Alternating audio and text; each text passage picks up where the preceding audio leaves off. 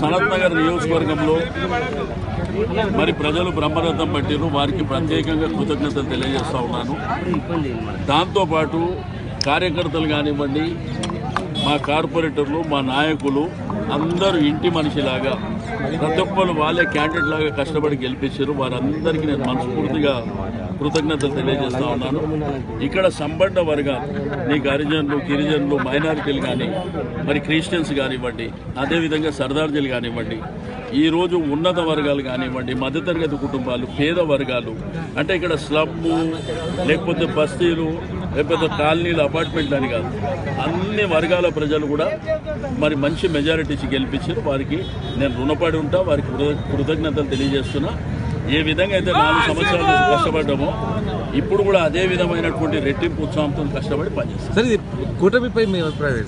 ఏం కూటమిపై? అదో దొంగల కూటమి. నేను మొదటి చెప్తున్నా, మాయ కూటమి, అలీబాబా 40 దొంగలు లెక్క నా కొడుకులు వీళ్ళంతా.